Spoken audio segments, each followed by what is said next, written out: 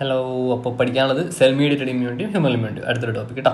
ഇതിൽ cell mediated immunity, human immunity university ചോദിക്കാൻ നല്ല ചാൻസ് ഉള്ള ക്വസ്റ്റനാണ്. സോ സെൽ മീഡിയേറ്റഡ് ഇമ്മ്യൂണിറ്റി കുറച്ച് സ്ട്രെസ് കൂട്ടി പഠിക്കുക, ഹ്യൂമൻ ഇമ്മ്യൂണിറ്റി മേ ബി ചോദിക്കുക, അതും കൂടെ പഠിക്കുക. അപ്പോൾ സെൽ മീഡിയേറ്റഡ് ഇമ്മ്യൂണിറ്റി പഠിച്ചാൽ ഹ്യൂമൻ ഇമ്മ്യൂണിറ്റി പഠിക്കാൻ ഭയങ്കര എളുപ്പമായിരിക്കും. ഓക്കെ, ഫസ്റ്റ് എന്താ ഇമ്മ്യൂണിറ്റി എന്നും അതിൻ്റെ രണ്ട് ടൈപ്സ് നിങ്ങൾ +2-ലും 10ാം ക്ലാസ്സിലും പഠിച്ചതാണ്. നമ്മുടെ ബോഡിക്ക് പുറത്തുനിന്നുള്ളൊരു ഓർഗാനിസത്തിന് അല്ലെങ്കിൽ പൊടി വാട്ടവർ ഒരു ഫോറിൻ ഏജൻറ്റ് നമ്മുടെ ബോഡിയിൽ വന്നാൽ ബോഡിക്ക് അത് പ്രിവെൻറ്റ് ചെയ്യണം. രണ്ട് ടൈപ്പ് ഉണ്ട്, ഇന്നേറ്റ്, അക്വയർഡ്. ഇന്നേറ്റ് നമ്മുടെ ബോഡിയിൽ ആദ്യം ഉണ്ടാവും, അക്വയർഡ് നമ്മളെ ബോഡിയിൽ ഡെവലപ്പ് ചെയ്തിരുന്ന സാധനം. ഈ സാധനങ്ങൾ നിങ്ങൾക്ക് എന്തായാലും അറിയാമല്ലോ. ഇത് രണ്ടും ചോദിക്കാൻ പോകില്ല. നമ്മൾ ചോദിക്കുന്നത് എന്താ, സെൽ മീഡിയേറ്റഡ് ഇമ്മ്യൂണിറ്റി എന്താ, ഹ്യൂമൻ ഇമ്മ്യൂണിറ്റി എന്താ. അപ്പോൾ ഫസ്റ്റ് മെക്കാനിസം അടക്കം പഠിക്കണം കേട്ടോ. ഞാൻ മെക്കാനിസം ഉൾപ്പെടെ പഠിപ്പിച്ചു തരും. സെൽ മീഡിയേറ്റഡ് ഇമ്മ്യൂണിറ്റി ആര് വഴിയാണ്?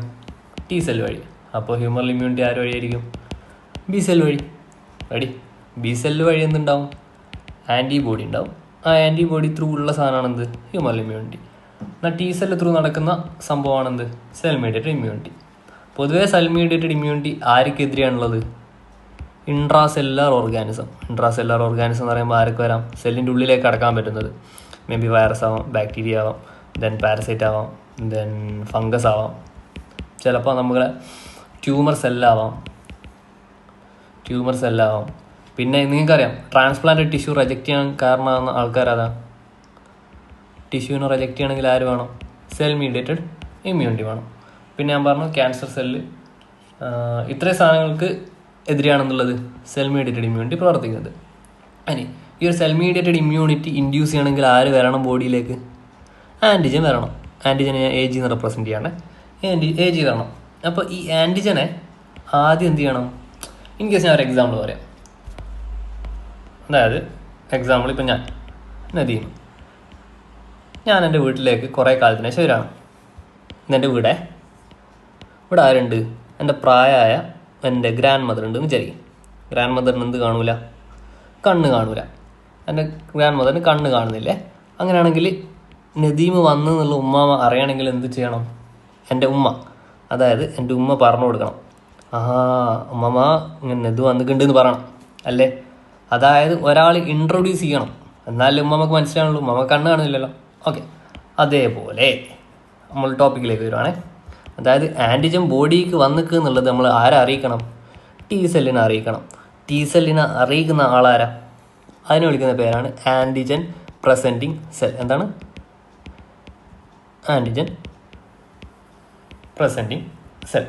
ഈ ആൻറ്റിജൻ പ്രസൻറ്റിങ് സെൽ ആരൊക്കെ ആവാം? മേ ബി ഡെൻഡ്രൈറ്റിക് സെല്ലാവാം, മേ ബി ബി സെല്ലിന് ഡയറക്റ്റ്ലി പറഞ്ഞു കൊടുക്കാൻ പറ്റും, ഇനി അല്ലെങ്കിലോ മാക്രോഫേജ് ആവാം. റെഡി? അപ്പോൾ ഇതിൻ്റെ സ്റ്റെപ്പ് എന്താണെന്ന് ഞാൻ ആദ്യം ചെറുതായിട്ടൊന്ന് ഇൻട്രൊഡ്യൂസ് ചെയ്യാം, എന്നിട്ട് മെക്കാനിസത്തിലേക്ക് പോകാം. മെക്കാനിസം ഭയങ്കര രസമുള്ള മെക്കാനിസമാണ്. സോ ഫസ്റ്റ് സ്റ്റെപ്സ് ഒന്ന് കാണാൻ പഠിച്ചോ. ആദ്യം നമ്മൾ എന്ത് ചെയ്യണം? ആൻറ്റിജനെ റെക്കഗ്നൈസ് ചെയ്യണം. അതിനെന്ത് ചെയ്യണം? പ്രോസസ്സ് ചെയ്യണം. അതിന് ആർക്ക് പ്രസൻറ്റ് ചെയ്ത് കൊടുക്കണം? ടി സെല്ലിന് പ്രസൻറ്റ് ചെയ്ത് കൊടുക്കണം. റെഡി? അതിനുശേഷം ടി സെല്ലിന് പ്രസൻറ്റ് ചെയ്ത് ആ ടി സെല്ലിന് എന്തായിട്ട് മാറണം?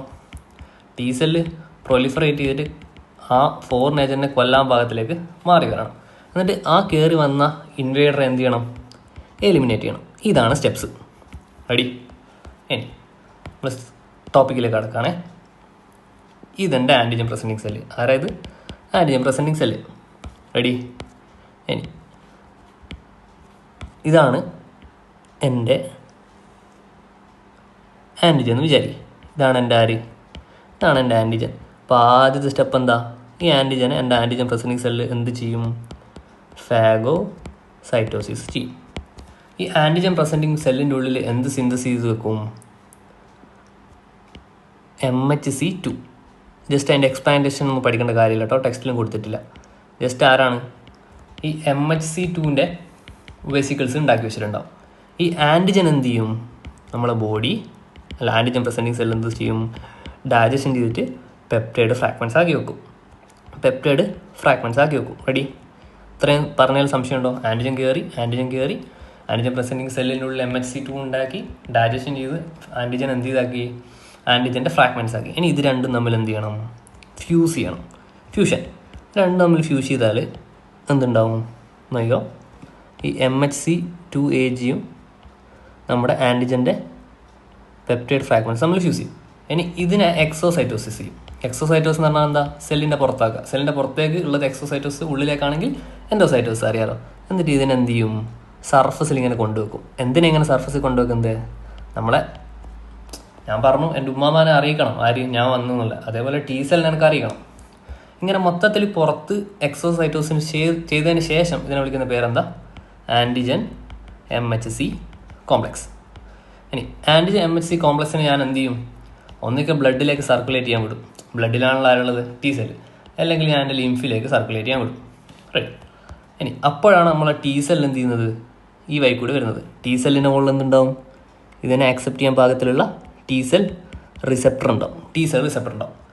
ഈ ഒരു സ്ഥലം, ഈ ഒരു സ്പേസ് ഉണ്ടല്ലോ, ഈ ഒരു സ്പേസ്, ഇതിനെ വിളിക്കുന്ന പേരാണെന്ത്, ഇമ്മ്യൂണോളജിക്കൽ സിനാപ്സ്. മനസ്സിലായോ? എല്ലാ സ്റ്റെപ്സും ഓക്കെ അല്ലേ? റൈറ്റ്. ഇനി ഇവിടെ ചില പാർട്ടിക്കിൾസ് ഉണ്ടാവും. ഈ ഒരു ഇമ്മ്യൂണോളജിക്കൽ സിനാപ്സിൽ കുറച്ച് പ്രോട്ടീൻ മോളിക്യൂൾസ് ഉണ്ടാവും. ഇതിനെ വിളിക്കുന്ന പേരാണെന്ത്, അഡീഷൻ മോളിക്യൂൾസ്. എന്താണ് അഡീഷൻ മോളിക്യൂൾസ്? അതായത് ഫസ്റ്റ് ഈ ആൻറ്റിജൻ കോംപ്ലക്സ് T സെല്ലുമായിട്ട് ബൈൻഡ് ചെയ്യുമ്പോൾ ഒരു സിഗ്നൽ ഉണ്ടാക്കും, ഒന്നാമത്തെ സിഗ്നൽ. ഇനി ഈ അഡീഷൻ മോളിക്യൂൾസും ഇതുമായിട്ട് ബൈൻഡ് ചെയ്യുമ്പോൾ രണ്ടാമത്തെ സിഗ്നൽ ഉണ്ടാക്കും. ഇതിൽ ഏതെങ്കിലും ഒരു സിഗ്നൽ ആബ്സെൻ്റ് ആയാൽ പോലും T സെല്ലിന് എന്ത് ചെയ്യാൻ പറ്റില്ല, ആക്ടിവേറ്റ് ചെയ്യാൻ പറ്റില്ല. ആക്ടിവേറ്റ് ചെയ്തില്ല എന്ത് വരില്ല, റെസ്പോൺസ് വരില്ല. റെഡി. ഇനി ഈ T സെല്ല് ആക്ടിവേറ്റ് ആവാൻ T സെല്ലിനെ ഹെൽപ്പ് ചെയ്യുന്നതാരാ, ടൈപ്പ് 1 ഹെൽപ്പർ സെൽ. ഒന്ന് ടൈപ്പ് 1 ഹെൽപ്പർ സെൽ. എന്നിട്ട് T സെല്ല് എന്തൊക്കെ ആയിട്ട് മാറും, ഒന്ന് സൈറ്റോടോക്സിക് T സെൽ, അതായത് അതിനെ കൊല്ലാൻ വേണ്ടിയിട്ട് സൈറ്റോടോക്സിക് T സെൽ ഉണ്ടാവും. അതേപോലെ തന്നെ മെമ്മറി T സെൽ ഉണ്ടാവും. നിങ്ങൾക്കറിയില്ലേ, ചിക്കൻ ബോക്സ് ഒരാൾക്ക് ഒരു വട്ടം വന്നാൽ പിന്നെ ഉണ്ടാകുന്നില്ല, എന്തുകൊണ്ടാണ്, അവിടെ മെമ്മറി സെൽസ് ഉണ്ടാവും. മെമ്മറി T സെൽ മാത്രമല്ല, മെമ്മറി B സെല്ലും ഉണ്ടാവും. അത് നമുക്ക് അപ്പോൾ പഠിക്കാം. റെഡി. ഇനി ഇത്രയും സാധനമാണ് നമുക്ക് പ്രോപ്പറായിട്ട് സെൽ മീഡിയേറ്റഡ് ഇമ്മ്യൂണിറ്റിയിൽ പറയാനുള്ളത്. ഇപ്പോൾ എന്തായിട്ടേ ഉള്ളൂ, T സെല്ല് പ്രൊലിഫറേറ്റ് ആയിട്ടേ ഉള്ളൂ. നമ്മൾ എന്ത് ചെയ്തിട്ടില്ല, ആ കയറി വന്ന ഇൻവേഡറെ നമ്മൾ കൊന്നിട്ടില്ല. ഇനി അപ്പോൾ നമ്മൾ എങ്ങനെയൊക്കെ കൊല്ലുന്നു കൂടി പറഞ്ഞു കൊടുക്കണം. റെഡി. എങ്ങനെയൊക്കെ എലിമിനേറ്റ് ചെയ്യാൻ പറഞ്ഞു. ഒന്ന്, സൈറ്റോലൈസിസ്. എന്താ സൈറ്റോലൈസിസ്? ഫസ്റ്റ് ഇതെൻ്റെ സെല്ലാന്ന് വിചാരിക്കും, ഇതാണ് എൻ്റെ ഫോറിൻ ഒബ്ജക്റ്റ്, ഇതാണ് എൻ്റെ വൈറസ് തന്നെ വിചാരിക്കും, അല്ല ഇതാണ് എൻ്റെ ബാക്ടീരിയ, ഇതാണ് എൻ്റെ മച്ചാൻ ബാക്ടീരിയ. അപ്പോൾ ഈ പ്രൊലിഫറേറ്റ് ചെയ്ത T സെൽ എന്ത് ചെയ്യുമെന്ന് അറിയാം, ഇതിൽ പെർഫോറിൻസ് പറഞ്ഞാൽ കുറച്ച് പ്രോട്ടീൻസിന് ഉണ്ടാക്കി വെക്കും. ഈ പെർഫോറിൻസ് വാട്ടറിനെ കടത്തി വിടും. അതായത് എൻ്റെ ബോഡിയിൽ നിന്ന് വാട്ടർ ഇങ്ങോട്ട് കടക്കും. വാട്ടർ കടന്നിട്ട് ഇതിങ്ങനെ സെല്ലായി വരും. സെല്ലായി വന്ന് ലാസ്റ്റ് എന്താവും, ഇത് പൊട്ടി ഓർഗാനിസം മരിക്കും. ഇതാണെന്ത്, സൈറ്റോലൈസിസ്. മനസ്സിലായോ? അതാണ് കൺസെപ്റ്റ്. റെഡി. രണ്ടാമത്തത് ലിംഫോടോക്സിനെ സെക്രീറ്റ് ചെയ്യാം. Secretion of lymphotoxin. എന്നിട്ട് സെക്രീഷൻ ഓഫ് ലിംഫോടോക്സിൻ എന്ന് പറയുക, അതിൻ്റെ ഒരു എക്സാമ്പിളായിട്ട് ട്യൂമർ നെക്രോസിസ് ഫാക്ടർ ബീറ്റ, അത്രയും പറഞ്ഞാൽ മതി. അതിന് മൂന്നാമതാണ് ഇൻ്റർഫെറോൺ. നിങ്ങൾ ബയോളജിയിൽ പഠിച്ചിട്ടുണ്ട്.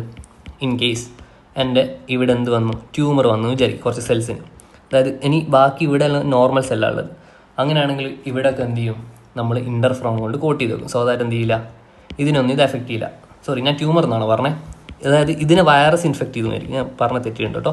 ഇവിടെ വൈറസ് ഇൻഫെക്ഷൻ വന്നു, അപ്പോൾ തൊട്ടടുത്ത സെല്ലിനെ പ്രൊട്ടക്ട് ചെയ്യാൻ വേണ്ടിയിട്ട് ഞാൻ എന്ത് ചെയ്യും, ഇതിനെ പ്രൊട്ടക്ട് ചെയ്ത് വെക്കും. എന്തുകൊണ്ട്, ഇൻ്റർഫെറോൺ വെച്ചിട്ട്. ആ ഇൻ്റർഫെറോണിന് ഒരു എക്സാമ്പിൾ കൂടി പഠിച്ചു വെച്ചോ. ആര്, ഗാമ ഇൻ്റർഫെറോൺ. ഇൻ്റർഫെറോണിൻ്റെ അടുത്തൊരു ഫംഗ്ഷൻ എന്താണെന്ന് വെച്ചാൽ ഫാഗോസൈറ്റോസിസ് കൂട്ടും. ഫാഗോസൈറ്റോസിസ് കൂട്ടണമെങ്കിൽ എന്ത് മെക്കാനിസം വഴിയാണ്, ഒബ്സോണൈസേഷൻ കൊടുക്കും. അതായത് ഇപ്പോൾ ന്യൂട്രോഫിൽസും മാക്രോഫേജും അല്ലേ ഫാഗോസൈറ്റോസ് ചെയ്യുന്ന ആൾക്കാർ. ഒബ്സോണൈസേഷൻ എന്ന് പറഞ്ഞാൽ എന്താ, ഇപ്പോൾ ഇതൊരു ബാക്ടീരിയ എന്ന് വിചാരിക്കും.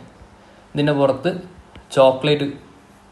ചോക്ലേറ്റ് പുരട്ടിയാൽ നമുക്ക് എന്ത് ചെയ്യാൻ പറ്റും, ഇൻ കേസ് നമുക്ക് ഒരു ടേസ്റ്റും ഇല്ലാത്ത സാധനത്തിന് നമ്മളെന്ത് പുരട്ടും, ചോക്ലേറ്റ് വരുത്തുമ്പോൾ എന്താവും, ഇതിന് ടേസ്റ്റ് കൂടും, അപ്പോഴല്ല നമ്മളിത് കഴിക്കുക. അതേപോലെ തന്നെ ഫാഗോസൈറ്റോസിന് വേണ്ട ആ സെല്ലിൻ്റെ പുറത്ത് എന്ത് ചെയ്യും, ഒബ്സോണൈസേഷൻ ചെയ്താൽ ഫാഗോസൈറ്റോസ് കൂടും.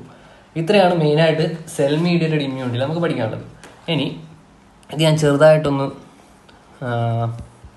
ഒരു ഫ്ലോ ചാർട്ട് രൂപത്തിലെത്തട്ടെ. നിങ്ങൾക്ക് ഫിസിയോളജിക്ക് മാർക്ക് വാങ്ങാൻ ഏറ്റവും അടിപൊളിയായിട്ട് ചെയ്യേണ്ട മെത്തേഡ് എന്ന് വെച്ചാൽ maximum amount of flow chart കൂട്ടുക. അപ്പോൾ അനാട്ടമിയിൽ നമ്മളിങ്ങനെ മാക്സിമം എമൗണ്ട് ഓഫ് ഫിഗേഴ്സ് വരയ്ക്കൽ ചെയ്യുക.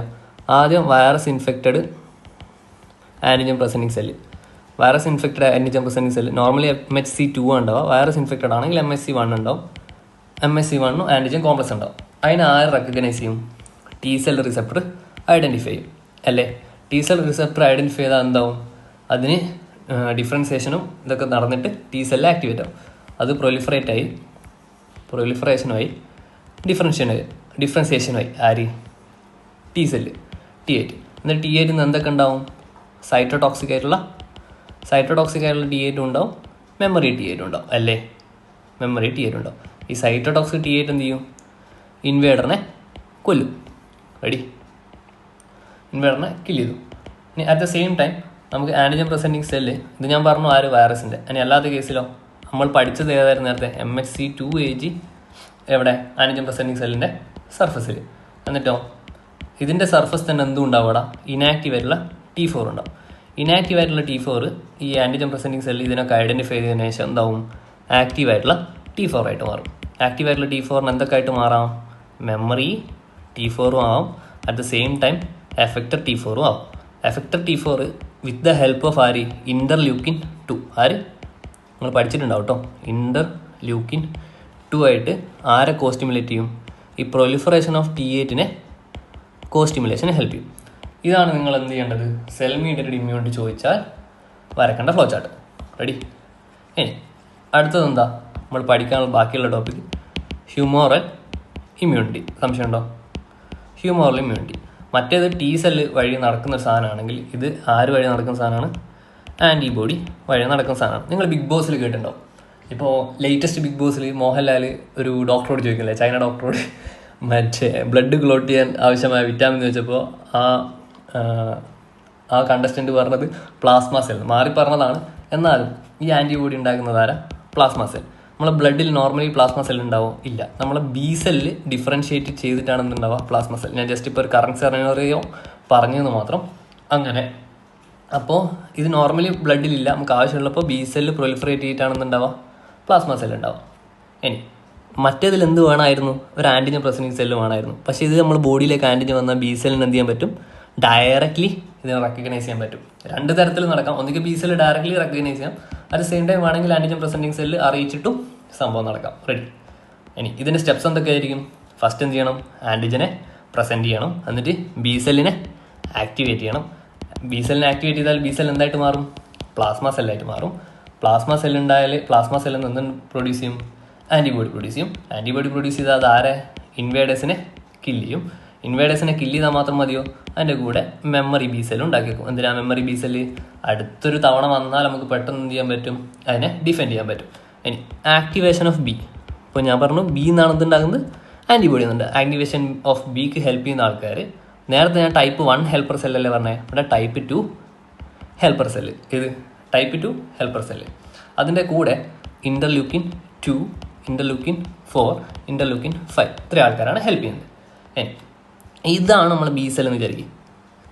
എൻ്റെ ആക്ടിവേറ്റഡ് ബി സെൽ എന്ത് ചെയ്യും? എൻ്റെ ആക്ടിവേറ്റഡ് ബി സെല്ല് എൻലാർജ് ചെയ്തിട്ട് കുറച്ചുകൂടെ വലിയ പ്ലാസ്മ സെല്ലാണ്. റെഡി? ഈ പ്ലാസ്മ സെല്ലിന് എന്തുണ്ട്? വലിയ സൈറ്റോപ്ലാസം ഉണ്ട്. വലിയ സൈറ്റോപ്ലാസം അല്ലേ? ഇതിൻ്റെ സൈറ്റോപ്ലാസം വലുതായിട്ടില്ലേ? റെഡി? ഇതിൻ്റെ സൈറ്റോപ്ലാസം വലുതായിട്ടുണ്ട്. റഫ് എൻഡോപ്ലാസ്മിക് റെറ്റിക്കുലത്തിൻ്റെ എണ്ണം കൂട്ടിയിട്ടുണ്ട്. ഏകദേശം നമ്മുടെ ശരീരത്തിലെ ലിംഫോബ്ലാസ്റ്റ് പോലെയാണ് ഏകദേശം ഇതുള്ളത്. സോ ഈ ഒരു ബ്ലാസ്റ്റ് അതുകൊണ്ട് തന്നെ ഈ ഒരു ബ്ലാസ്റ്റ് എന്നുള്ള ടേമിൽ നിന്ന് നമുക്ക് ഉണ്ടാക്കാം, ഈ വലുതാന്ന് ഈ പ്രോസസ്സിനെ വിളിക്കുന്ന പേര് ബ്ലാസ്റ്റ് ഫോർമേഷൻ. അല്ലെങ്കിൽ ഈ ഒരു പ്ലാസ്മ സെല്ലിനെ വേറൊരു പേരിട്ട് വിളിക്കാറുണ്ട്. ഈ ഒരു പ്രോസസ്സിനെ ബ്ലാസ്റ്റ് ഫോർമേഷൻ ആയിരിക്കും. ഈ പ്ലാസ്മ സെല്ലിനെ വിളിക്കുന്ന വേറൊരു പേര് ബി ഇമ്മ്യൂണോബ്ലാസ്റ്റ്. എന്താ? B immunoblast. Okay, ready? ഇനി എൻ്റെ ശരീരത്തിൽ പല ജാതി ആൻറ്റിജൻ കയറുമല്ലോ. എപ്പോഴും ഒരു പൊടിയാണ് കയറുക, എപ്പോഴും ഒരേ വൈറസാണ് കയറുക, എപ്പോഴും ഒരു ബാക്ടീരിയ ആണ് അല്ലല്ലോ. ചില സമയത്ത് ട്യൂബർക്കുലോസിൻ്റെ ബാക്ടീരിയ ആയിരിക്കും, ചില സമയത്ത് വേറെ പല രോഗങ്ങളുടെ ബാക്ടീരിയ ഒക്കെ അല്ലേ. അതിനൊപ്പിച്ചുള്ള ആൻറ്റിബോഡി ഉണ്ടാവണം. അതായത് എൻ്റെ ശരീരത്തിൽ കയറുന്ന ആൻറ്റിജൻ്റെ സ്പെസിഫിസിറ്റി അനുസരിച്ച് എൻ്റെ ശരീരത്തിലുണ്ടാകുന്ന ആൻറ്റിബോഡി ഡിഫറെൻ്റ് അല്ലേ. അതായത് എ സെറ്റ് ഓഫ് ഒരു ക്ലോൺ ഓഫ് ആൻറ്റിബോഡി ഉണ്ടാവാം. ഇപ്പം എൻ്റെ ശരീരത്തിൽ കയറിയത് അലർജി ഉണ്ടാക്കുന്ന സാധനമാണെങ്കിൽ എൻ്റെ ശരീരം എന്ത് പ്രൊഡ്യൂസ് ചെയ്യും? IgE ആൻറ്റിബോഡി ഉണ്ടാവാം. അപ്പോൾ IgEൻ്റെ ക്ലോൺസ് ആണ് ഉണ്ടാകുന്നത്. അതുകൊണ്ട് തന്നെ ഈ ഒരു പ്രോസസ്സിനെ വിളിക്കുന്ന പേര് ക്ലോണൽ സെലക്ഷൻ. സംശയം ഉണ്ടോ? റെഡി? ഇനി എല്ലാ കാര്യങ്ങളുമായി മറ്റേതുപോലെ തന്നെ മറ്റേ നമ്മൾ T സെല്ലിൻ്റെ എല്ലാം ആക്റ്റീവ് ആയതിനു ശേഷമാണ് നമ്മൾ പറഞ്ഞത് ഇനി കൊല്ലാനുള്ള മെത്തേഡ്സ് പഠിക്കണം. കില്ലിങ് ഓഫ് ഇൻവേഡേഴ്സ് എന്തൊക്കെ മെത്തേഡിൽ നടക്കാം? ഒന്നാമത്തത് ആൻറ്റിജൻ വന്നു, ആൻറ്റിജനിൽ ആൻറ്റിജൻ വന്നാൽ ചിലപ്പോൾ ഒരു ബാക്ടീരിയൻ്റെ ആൻറ്റിജൻ വന്നെങ്കിൽ ബാക്ടീരിയൽ ടോക്സിൻ ഉണ്ടാവും. ആ ടോക്സിൻ ഉണ്ടാക്കിയിട്ടുണ്ടെങ്കിൽ നമ്മളെ ബി സെല്ല് അല്ലെങ്കിൽ ആൻറ്റിബോഡി അതിനെന്ത് ചെയ്യും, ഡീടോക്സിഫൈ ചെയ്യും. നമ്മളെ ശരീരത്തിൽ ബാക്ടീരിയ വന്നാൽ എന്ത് ചെയ്യും, അതിങ്ങനെ ഓടി പല സ്ഥലത്തേക്ക് ഓടി നടക്കൂലേ. സോ ആ ഓടി നടക്കുന്നതിന് മൊബിലൈസേഷൻ എന്താക്കും, കട്ട് ചെയ്യും. മൊബിലൈസേഷൻ ഒഴിവാക്കും. മൊബിലൈസേഷൻ ഒഴിവാക്കുന്നതിൻ്റെ വേറെ ടേം എന്താ, ഇമ്മൊബിലൈസേഷൻ, അതായത് മോട്ടിലിറ്റി നശിപ്പിച്ചു. ഇനി നമ്മുടെ ശരീരത്തിൽ കോംപ്ലിമെൻറ്റ് സിസ്റ്റം കൂടെ നമ്മുടെ ഡിഫൻസ് സിസ്റ്റത്തിന് ഹെൽപ്പ് ചെയ്യുന്നുണ്ട്. ആ കോംപ്ലിമെൻറ്റ് സിസ്റ്റത്തിനെ ആക്ടിവേറ്റ് ചെയ്യാനും ഈ ഹ്യൂമറൽ ഇമ്മ്യൂണിറ്റി കഴിയും. ആരെ ആക്ടിവേറ്റ് ചെയ്തുകൊണ്ട്, ബൈ ആക്ടിവേറ്റിംഗ് C1. അത് വേറെ തന്നെ ഒരു ടോപ്പിക്കാണ്, അതുകൊണ്ടാണ് ഞാൻ ഇവിടെ അതിനെ ഡീറ്റെയിൽ ആയിട്ട് പറയാത്തത്. Just activate the complement system by activating C1 എന്ന് മാത്രം പറയാം. പിന്നെ ഞാൻ നേരത്തെ പറഞ്ഞു ഫാഗോസൈറ്റോസിനെ ഫാസിലിറ്റേറ്റ് ചെയ്യും. എങ്ങനെ ഫാഗോസൈറ്റോസിനെ ഫാസിലിറ്റേറ്റ് ചെയ്യുക, ഓപ്സണൈസേഷൻ വഴി. അതേപോലെ തന്നെ ഒരു ന്യൂ ബോൺസിന് ഇമ്മ്യൂണിറ്റി കൊടുക്കും. നിങ്ങൾക്കറിയാം, ഇത് മദർ, ഈ മദറിന്ന് കുട്ടിയിലേക്ക്, ഇപ്പം ബേബിയിലേക്ക് എന്ത് വഴിയാണ് കണക്ട് ചെയ്തിട്ടുണ്ടാവാം, പ്ലാസൻ്റെ വഴി. അങ്ങനെ പ്ലാസൻ്റെ വഴി കുട്ടിക്ക് പ്രതിരോധം കൊടുക്കാൻ വേണ്ടി ഒരേ ഒരു ആൻറ്റിബോഡിക്ക് പ്ലാസൻ്റെ ക്രോസ് ചെയ്യാൻ പറ്റുള്ളൂ. അതാണ് ആര്, IgG.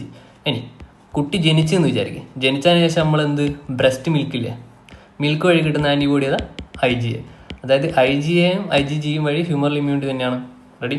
ഇനി ഇതൊക്കെ കില്ലിങ് കഴിഞ്ഞതിന് ശേഷം എന്തുണ്ടാക്കും, മെമ്മറി ബി സെല്ലിനാടെ ഉണ്ടാക്കി വെക്കും. സോ ദാറ്റ് അടുത്തൊരു വട്ടം അറ്റാക്ക് ചെയ്യുന്നവർ എന്ത് ചെയ്യും, ബോഡിക്ക് പെട്ടെന്ന് തിരിച്ചറിയാൻ പറ്റും. നമ്മുടെ ബോഡിയിൽ 2 ടൈപ്പ് റെസ്പോൺസ് ഉണ്ട്. ഫസ്റ്റ് അറ്റാക്ക് ചെയ്യുമ്പോൾ കിട്ടുന്ന റെസ്പോൺസാണ് പ്രൈമർ റെസ്പോൺസ്. അതൊരു 4 ഡേ മുതൽ 4 വീക്ക് വരെ എടുക്കും ഡെവലപ്പ് ആയി വരാൻ. എന്നാൽ സെക്കൻഡ് റെസ്പോൺസ് അത്ര ടൈം എടുക്കുമോ, ഇല്ല. സെക്കൻഡ് റെസ്പോൺസ് പെട്ടെന്നായിരിക്കും. അതേപോലെ തന്നെ നമ്മളൊരു ഗ്രാഫ് വരയ്ക്കുവാണെങ്കിൽ പ്രൈമറി റെസ്പോൺസ് കുറച്ച് ടൈം എടുത്തിട്ടേ വരുള്ളൂ, ചെറിയ പീക്കാവും, ഒരു ആഴ്ചകളുണ്ടെന്ന് തിരിച്ചു വരും. അതേപോലെ എന്നാൽ സെക്കൻഡ് റെസ്പോൺസ് ആണെങ്കിൽ പെട്ടെന്ന് കയറും, പിന്നെ പെട്ടെന്ന് തിരിച്ചു വരില്ല. ഇനി പ്രൈമറി റെസ്പോൺസിന് ഹെൽപ്പ് ചെയ്യുന്നത് IgMും IgGയും. ഇതിൽ തന്നെ ഏറ്റവും മെയിനായിട്ട് ആരാ, IgM ഹെൽപ്പ് ചെയ്യുക. സെക്കൻഡ് റെസ്പോൺസിന് ആരാ ഹെൽപ്പ് ചെയ്യുക, IgG ആണ് സെക്കൻഡ് റെസ്പോൺസിന് മെയിനായിട്ട് ഹെൽപ്പ് ചെയ്യുന്നത്. ഇനി നോട്ട്സ് വേണമെങ്കിൽ സ്ക്രീൻഷോട്ട് എടുക്കാം കേട്ടോ. ഇതാണ് ഫസ്റ്റ്.